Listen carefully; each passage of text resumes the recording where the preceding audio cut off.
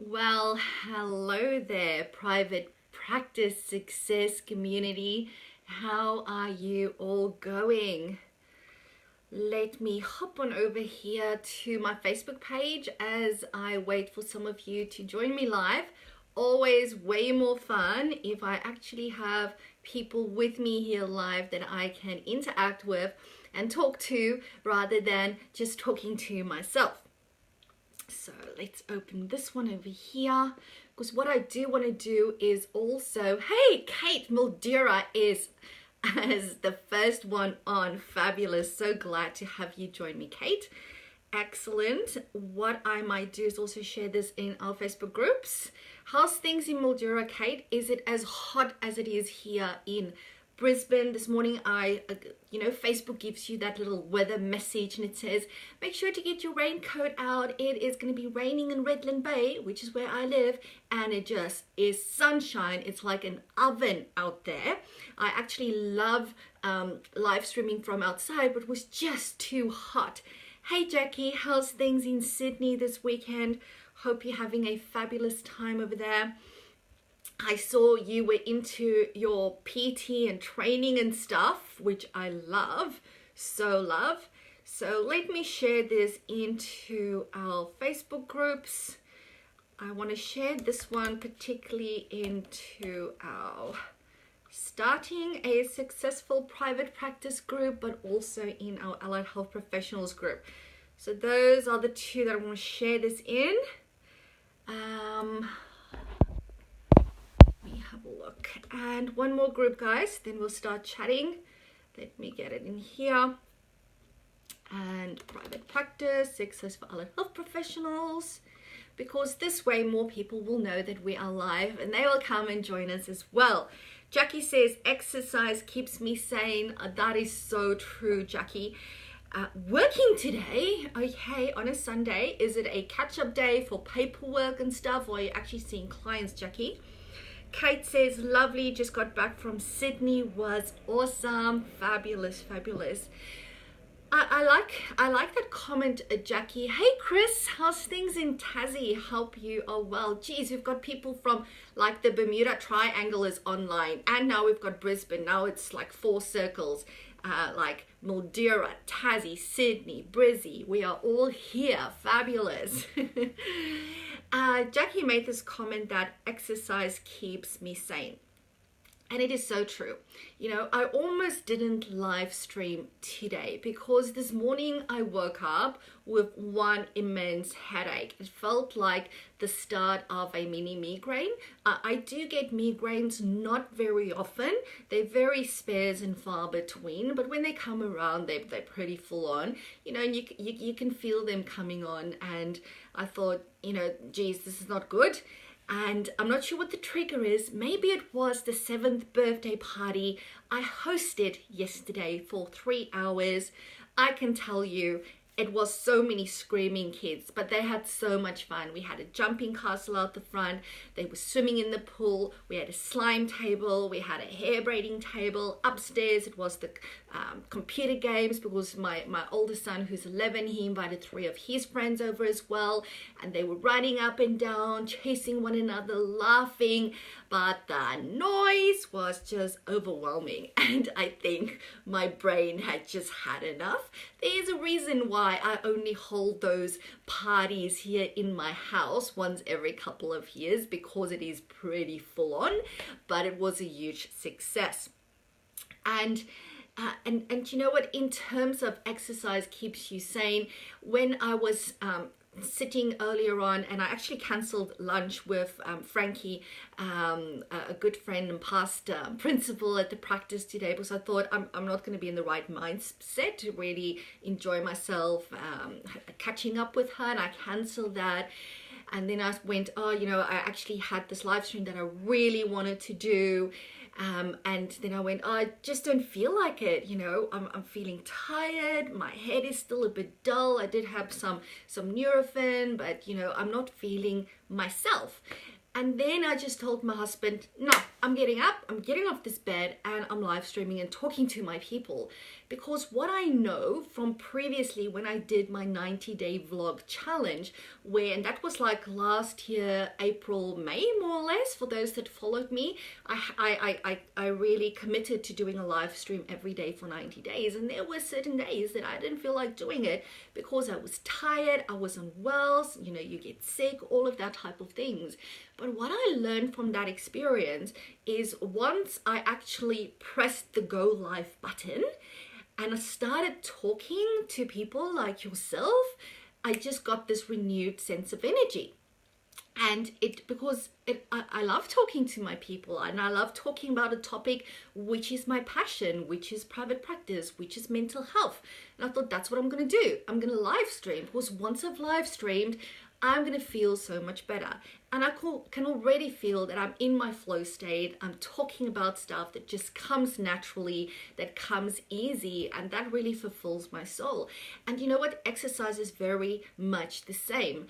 A lot of times people go, oh, I'm too tired. I went to bed too late. I don't have energy. I don't feel like exercising today. The thing is, you have to exercise to get the good feeling afterwards. The doing comes first, then the feeling good comes second. And that reminded me of your comment as well, Jackie. Fabulous. Jackie says, catching up on invoicing, and said, all you have to do is get up and go. Exactly. It's like you have to make the decision and say, this decision has been made. If I've decided I'm doing PT or doing gym 3 days a week, I'm not going to make the decision every Monday, Wednesday, and Friday, if that's the days I go. It's already been made. The decision has been made. It's not will I, it's I'm going to. And that makes it easier, because the less decisions you have in the day, the easier it is to do what needs to be done. You know, it's the same like with what it is that you eat. I eat the same breakfast every morning, so I don't have to decide, what am I having today?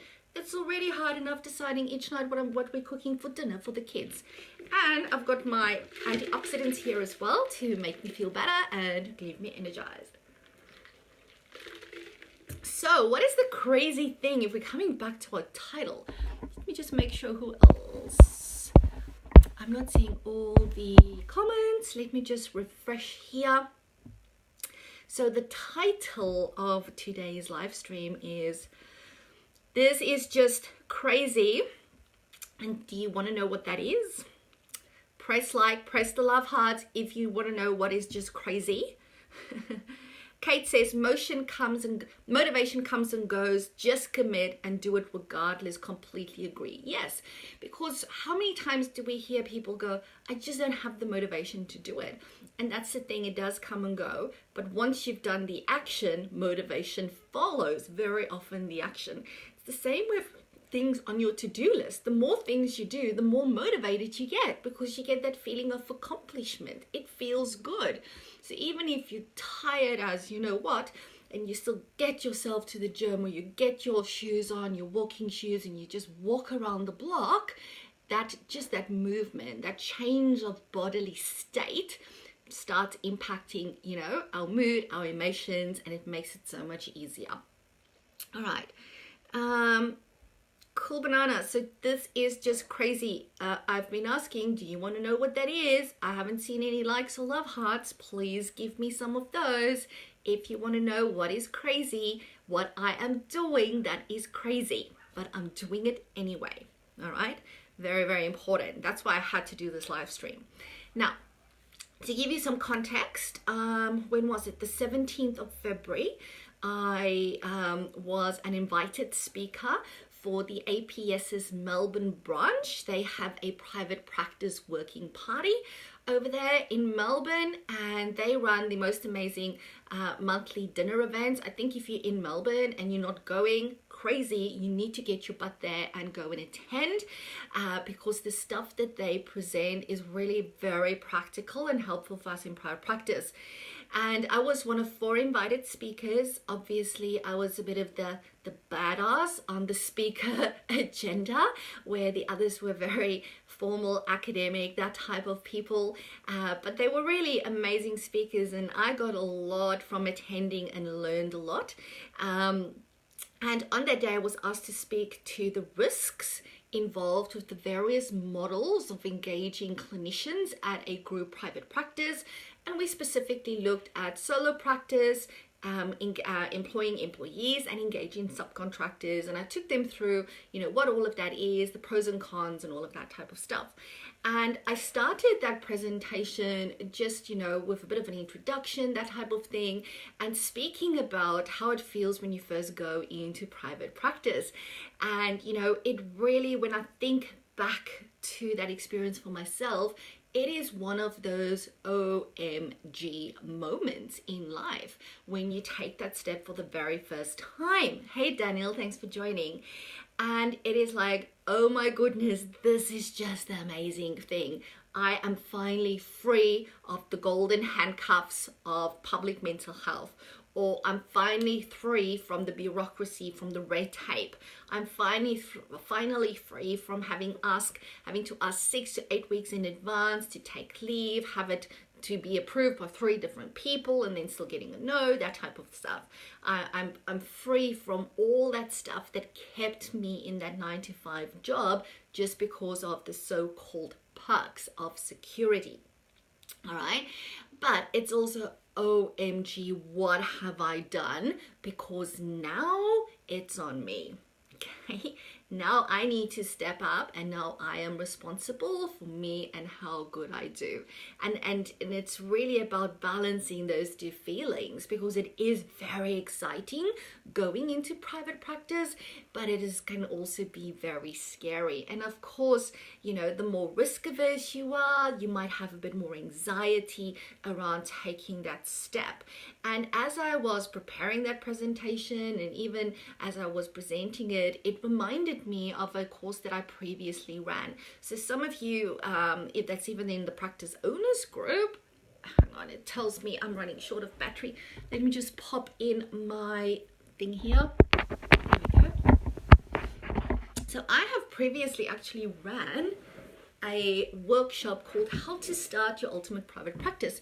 Now, did I run one of those last year? I might have done one.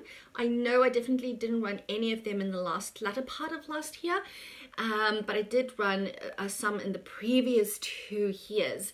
And that was really for people wanting to start a private practice. And I really loved those groups or workshops that I ran. It was very practical. It's not the legal stuff like that, although I normally answer questions around that. The courses that I normally run was very much, what does it take to be successful? How do you market yourself? How do you get clients to start earning money? All right, because that's the stuff that you really need to know. And I stopped running those for some time, and then I just thought, the more I listen to current practice owners, because working with people already in private practice is such a core part of my business, that I really wanted to focus my attention there. But then I went, when I'm listening to a lot of the challenges practice owners face, it is because when they started, there was no decent, practical allied health professional training on how to do that. I'm not talking about those boring courses. There's 1 or 2 out there. Anybody can get that information. And I personally go, that stuff, my accountant needs to tell me those things. Why do I need to put those things in place? That's something that the accountant helps me with. I will focus on the rest of it in terms of getting client bums on seats so I can start making money, because yes, it is on me. I now have to pay the bills. And I want to build this practice. And I just realized that, the problem is, I think, that for us, we are pretty clever people. If you have been able to jump through all the hoops, and let's face it, there are many bloody hoops. If you've been able to jump through all of them, you are registered, fully registered, and you've got a Medicare provider number. Maybe you don't have the provider numbers yet, but you've got full registration. Okay, you are a pretty clever and determined person. And you might think that, you've got it in you to do all the research necessary to start a private practice. And I'm not saying you don't, you probably do. But the problem is you don't know what you don't know until you know what you don't know. Am I right? And the other problem is, although you can do as much research as you want, there are still going to be pitfalls that you're going to be unable to avoid just because you don't know that they exist. And sometimes things has to go wrong before you actually realize that it is a problem. All right.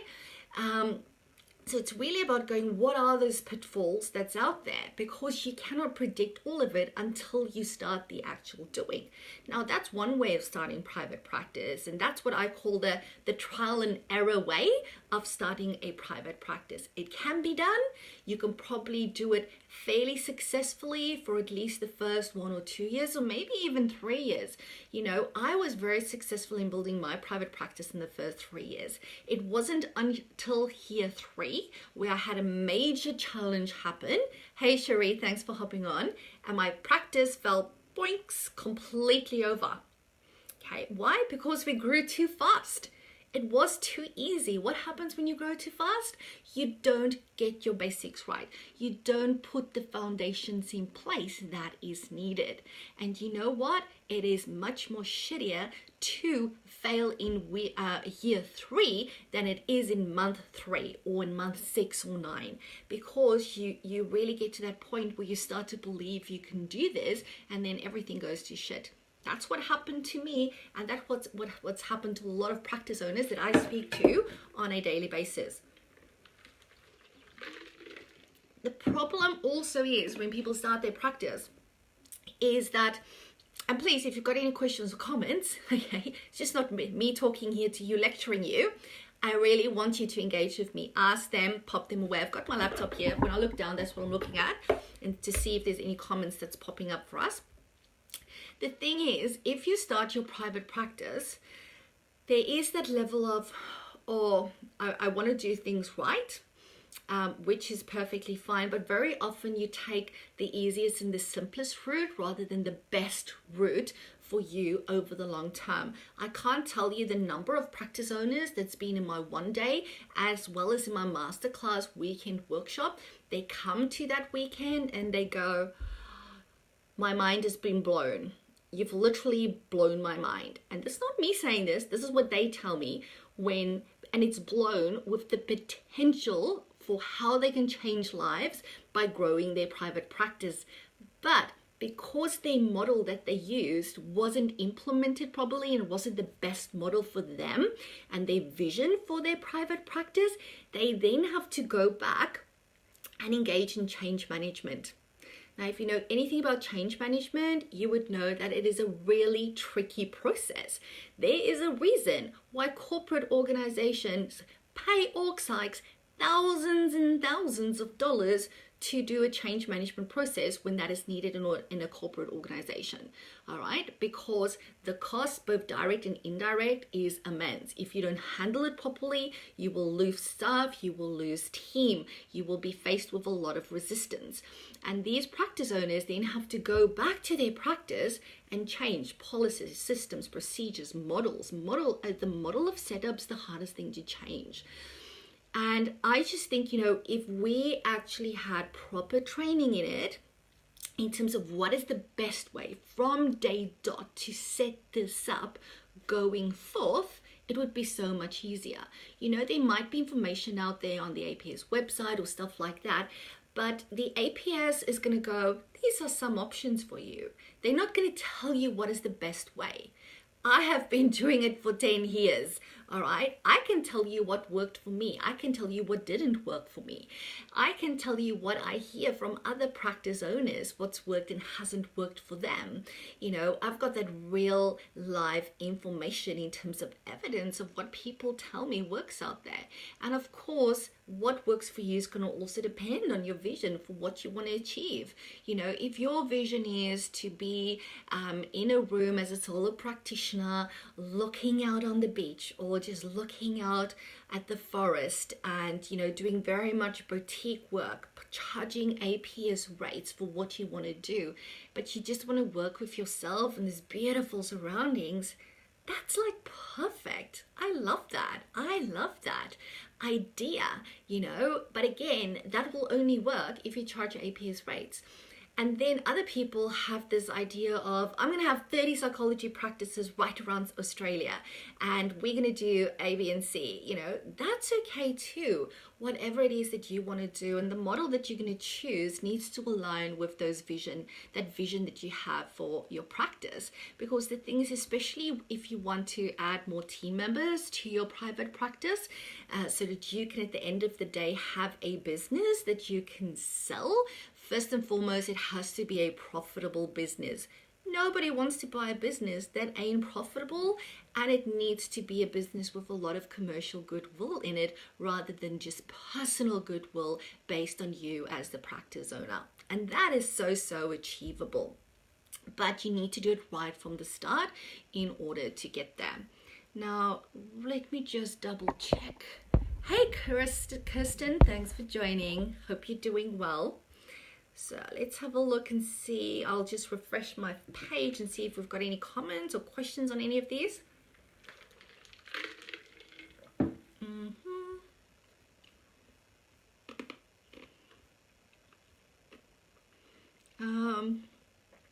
Anything? Let's have a look. Not that I can see. I hope I'm not missing anything, but what I will do, I will anyway come back and go through all the comments that you might type in. So I have decided, and this is the crazy part I'll still share with you. So I have literally decided that, hey Fern, thanks for joining. Hope you're doing well. So I have decided to relaunch my How to Start a Private Practice workshop. Now, this is not going to be an in-person workshop, so it's not going to be where you pitch up at 9:30 and we spend the whole day together as I did in the past. This is going to be an online workshop. So I've literally taken all the content from the one-day workshop and I've packaged it into an online workshop, course or program, whatever word you want to use. Because what I have found is that a lot of people that want to start their private practice are still working full-time. Okay, so it's really hard to take the time off to actually come and attend and tell your employer, I want to go and attend a workshop on how to start a private practice. So I might be resigning in a couple of weeks' time. That's really what you're saying. Hey, and I don't want that to stand in the way of people getting the information they need to do things properly right from day dot and to set themselves up for the most and best and easiest and most sustainable success over the long term. So we're going to do this all online. All right, and I've been planning to do this since October last year, and I just haven't gotten to it because I've had so much stuff going on, but it's done.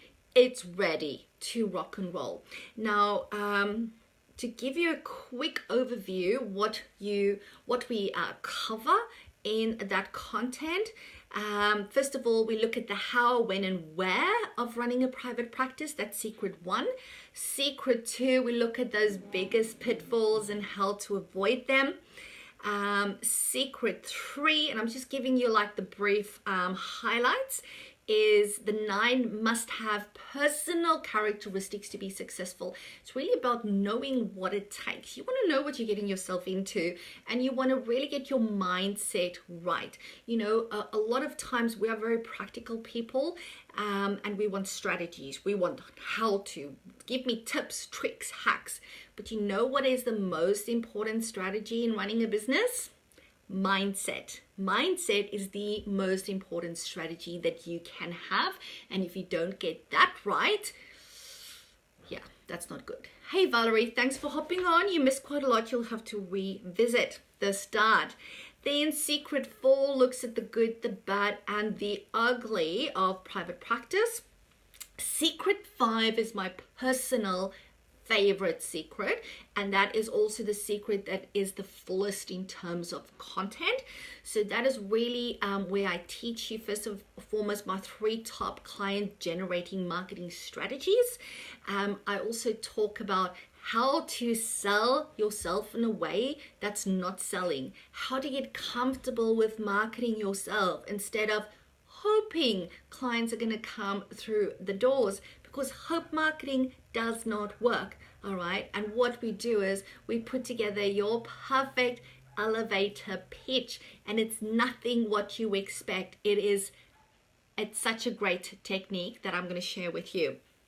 Secret 6, we look at the levels of private practice development. We also look at, let's say if you start your private practice as a solo practitioner, how do you know when the time is right to start growing and add, for example, another clinician to the mix? And then Secret 7, we talk about surrounding yourself with a supportive team. And I'm not only talking about admin staff or clinicians, I'm talking way, further and broader than that, because it's so important as a private practice owner to ensure that you're not isolated, because the amount of, stuff that we take on ourselves and the amount of weight that we put on the responsibility that we bear as practice owners and as business owners can be immense, and therefore you need to be able to look after yourself. Okay, now I've been in private practice for 10 years. I will never do anything else. Okay, it doesn't matter what perks you throw at me, doesn't matter what salary package you throw at me. I just love the freedom and the choice and the ability to change as many lives as I see fit on a daily basis through having 2 group private practices that does that every day, and that makes a difference. Now, the crazy part here is the investment amount for this course. Now, if you have done the in-person workshop, do not shoot me. Do not send me cranky emails, okay? Because you would have paid $299 to attend this workshop and get all this content, alrighty?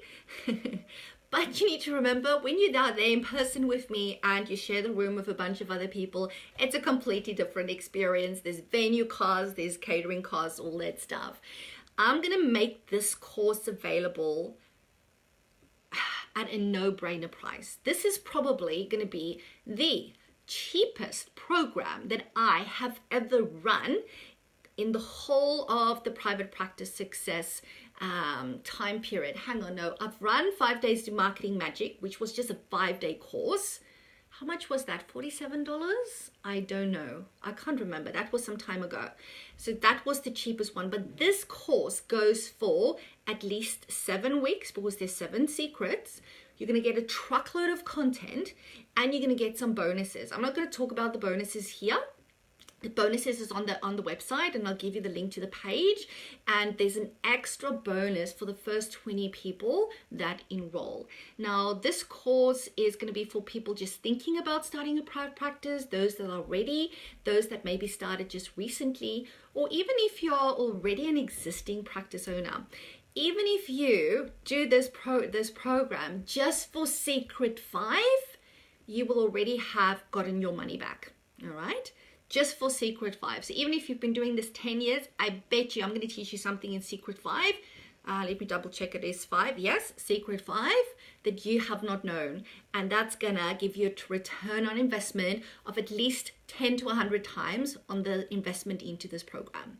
All right, so it's going to be $97 for all of this. $97, that's just crazy, and that includes GST.